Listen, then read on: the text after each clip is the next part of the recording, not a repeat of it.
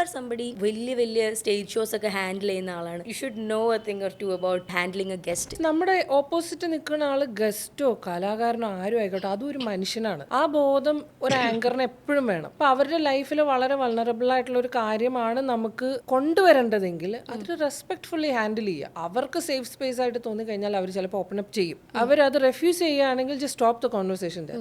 ആ നോ ഒക്കെ നോ തന്നെയാണ്. ഞങ്ങൾക്കൊക്കെ ഇന്നിയർ ഉണ്ടാവും, ചെവിയിലായിരിക്കും ഇങ്ങനെ പറയാം. ഇങ്ങനെ ചോദിക്കുന്നൊക്കെ ചിലപ്പോൾ പെട്ടെന്ന് ഷാർപ്പായിട്ടുള്ള കമാൻഡ്സ് വരുമ്പോഴത്തേനും ഞാൻ അതിനെ ഒരു സെക്കൻഡ് ആലോചിച്ച് നമ്മളതിനെ റീഫ്രെയിം ചെയ്യും. അവർ പറഞ്ഞ രീതിക്ക് ചോദിച്ചു കഴിഞ്ഞാൽ ഓപ്പോസിറ്റ് നിൽക്കുന്ന ആൾ ഹേർട്ടാവും. അപ്പം നമ്മളതിനെ റീഫ്രെയിം ചെയ്തിട്ട് റെസ്പെക്ട്ഫുള്ളി ചോദ്യം മാറ്റി ചോദിക്കുക. ഞാനിത് ഊരിയിട്ട സമയമൊക്കെ ഉണ്ട്.